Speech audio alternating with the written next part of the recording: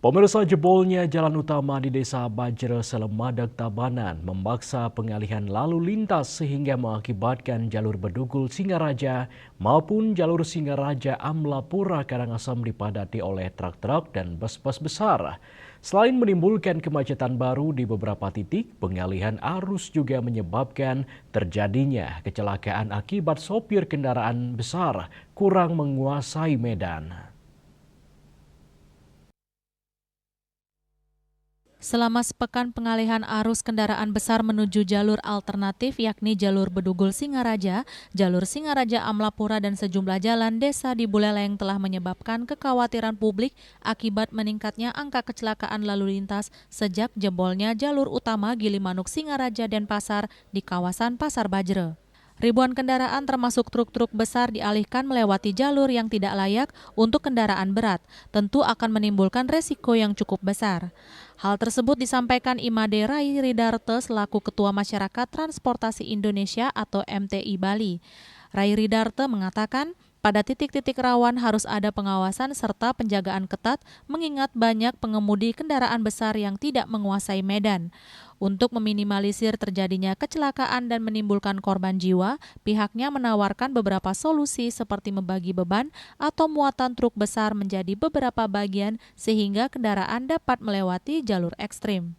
Terbukti dengan beberapa kejadian kecelakaan kendaraan barang yang diakibatkan oleh gagalnya pengereman.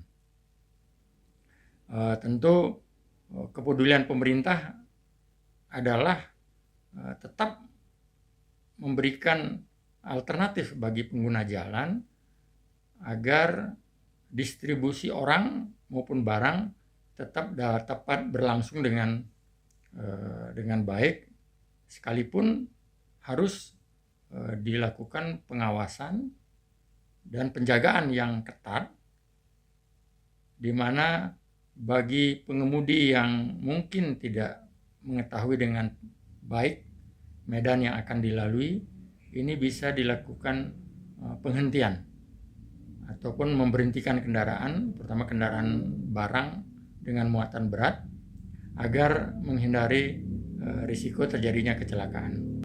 Solusinya bisa saja mereka harus menghentikan perjalanannya sambil menunggu adanya perbaikan selesai.